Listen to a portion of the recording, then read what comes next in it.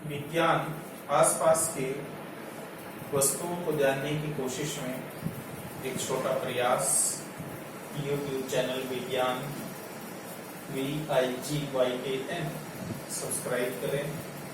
आज हम जानने की कोशिश करते हैं एक ऐसा समूह जिसको हम भोजन के आधार पर विभिन्न वर्गों में बांटते हैं। इस एक समूह के बारे में चर्चा हम पहले भी कर चुके हैं। हमारा एक टॉपिक पहले भी है, भोजन के आधार पर जीवों का वर्गीकरण। आज हम एक समूह में से छांटकर अलग अलग वर्गीकृत करने का प्रयास करते हैं और इसमें देखते हैं कि हम अपने जीवों के बारे में कितना जानते हैं, अपने आसपास की जानकारी कितनी है, इसी का एक प्रयास है। और इस समूह के जंतुओं को वर्गीकृत करके रखते हैं। सबसे पहले आता है हमारा समूह और यहाँ पर है वर्गीकरण। वर्गीकरण में शाकाहारी, मांसाहारी और सर्वाहारी। शाकाहारी वो जीव जो केवल पौधों पर निर्भर है, अपने भोजन के लिए पौधों पर ही निर्भर है, वे मांस नहीं खाते। मांसाहारी जो अपने भोजन के लिए केवल मांस पर निर्भर है, अन्य जंतुओं पर निर्भर है, मांस खाते हैं इसलिए मांसाहारी। सर्वाहारी जो आहार के रूप में पादप उत्पाद भी लेते हैं और मांस भी भक्षण करते हैं, मांस भी खाते हैं और पौधों के उत्पाद भी ग्रहण करते हैं, वो है सर्वाहारी। करते हैं इसी कड़ी में शुरू गाय। गाय केवल और केवल पादप उत्पाद ग्रहण करती है, पेड़ पौधों से भोजन प्राप्त करती है, तो इसलिए ये आएगी, बोले सभी, गाय शाकाहारी में। तो हम इसे शाकाहारी के वर्ग में रख देते हैं। हम एक वर्ग बना लेते हैं शाकाहारी का, एक मांसाहारी का और एक सर्वाहारी। तो गाय आती है शाकाहारी में। अब शेर देखो क्या खाता है। शेर केवल और केवल मांस खाता है, इसलिए शेर आएगा हमारे एक रूप जिसका नाम है मांसाहारी, शेर। फिर है हमारे पास बकरी। बकरी देखो, सोचो क्या खाती है। ये बकरी खाती है केवल और केवल घास फूस यानी के पादप उत्पाद, तो इसलिए बकरी को हम रखते हैं शाकाहारी रूप में, बकरी। फिर उसके बाद आता है बिल्ली। बिल्ली देखो क्या है। बिल्ली एक ऐसा छोटा सा जानवर है जो हमारे घरों के आसपास होता है। आपने देखा होगा ये चूहे पकड़ के भी खा जाती है। इसका क्या अर्थ हुआ कि मांस का भक्षण करती है। और रोटी दे और रोटी भी खा जाती है। तो यानी कि रोटी किससे बनी है? पादप से, गेहूं से। गेहूं पादप, पेड़ पौधों की श्रेणी में। तो बिल्ली मांस का भक्षण भी कर रही है और पादप उत्पाद भी खा रही है, तो हम बिल्ली को रखेंगे सर्वाहारी। इसका एक अलग समूह आ गया जिसका नाम आया सर्वाहारी, सर्वाहारी वर्ग में। तो ये पहली लाइन हमारी कंप्लीट। अब हम चलते हैं दूसरी लाइन पे। कुत्ता हमारे घरों के आसपास मिलता है। कुत्ता देखो मांस भक्षण भी करता है और पादप उत्पाद भी ग्रहण करता है, इसलिए कुत्ता आएगा सर्वाहारी। कुत्ता ये डबल तल के लिए होता है, आधे तल का निशान।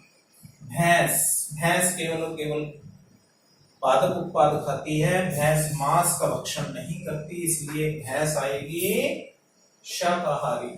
तो हम इसे ले लेते हैं किस ग्रुप में? शाकाहारी। फिर देखो कौवा। कौवा क्या करता है? कौवा पादप उत्पाद, रोटी भी खाता है और मांस का भक्षण भी करता है।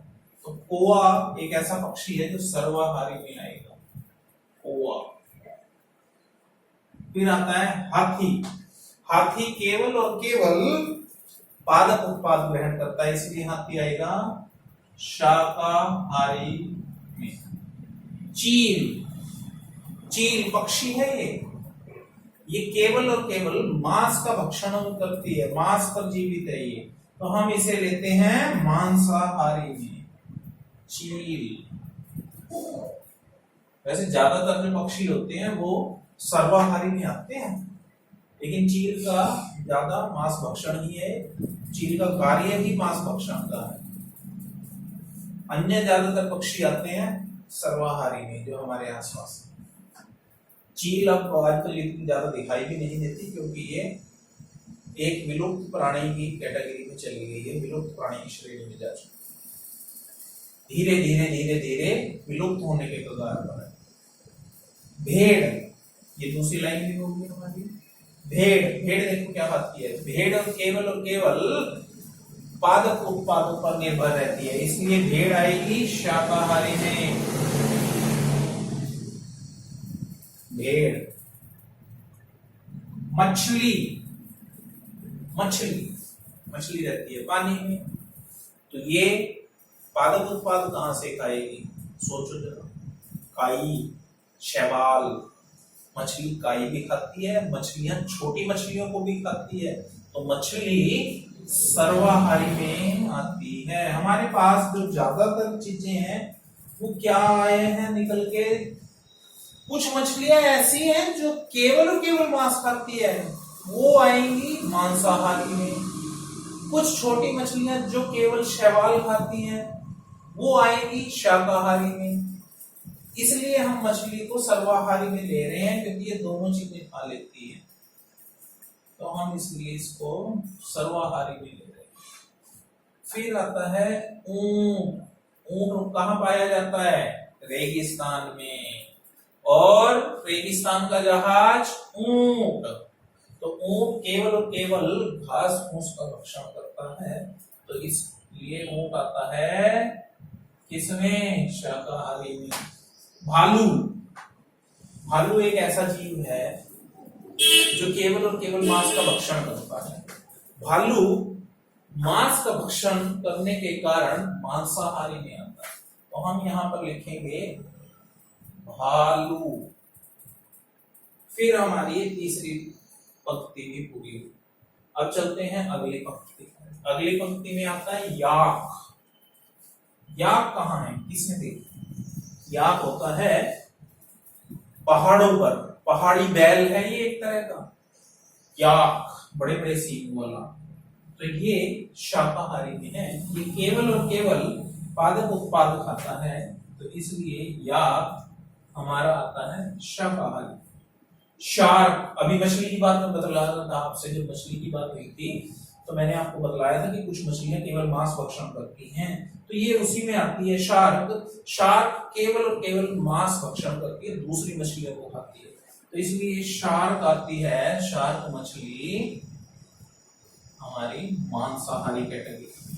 फिर है चिड़िया। चिड़िया देखो मांस भी खा, चिड़िया की भी कई वैरायटी है, सफेद चिड़िया, काली चिड़िया, काली लाल चिड़िया, कई तरह की चिड़िया हैं। तो हमने इसमें चिड़िया सामान्य चिड़िया माना गया है, और सामान्य चिड़िया दोनों चीजें खाती हैं, पादप उत्पाद भी और मांस का भक्षण भी, तो इसलिए चिड़िया को हम ले रहे हैं सर्वाहारी में। तो ये लाइन भी कंप्लीट। अगला पक्षी देखो मोर। मोर भी मांस का भक्षण भी कर जाता है, और मोर पादप उत्पाद पर भी निर्भर है, तो इसलिए मोर की जो जाति है हम सर्वाहारी में रखते हैं। मनुष्य,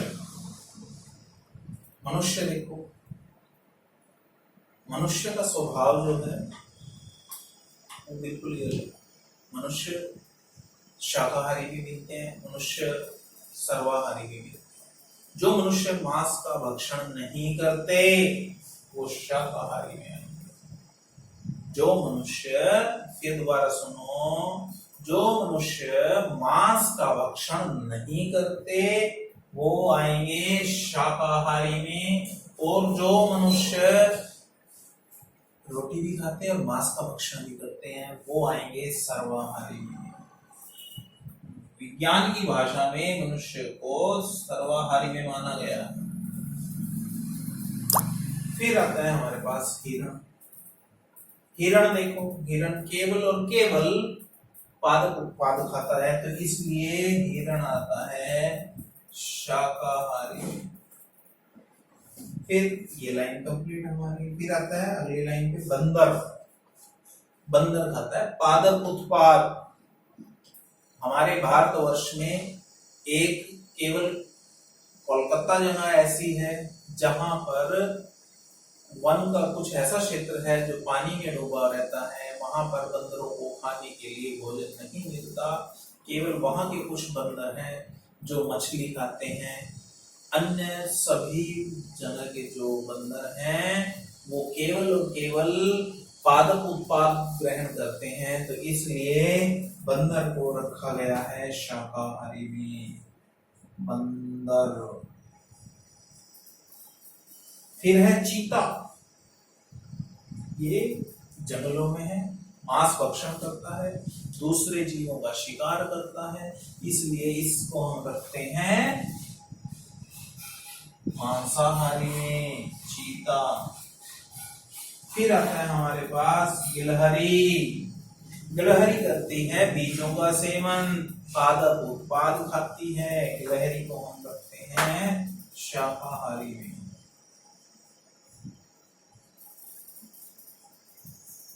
तो यदि हम देखें हमारे ज्यादातर समूह में शाकाहारी है।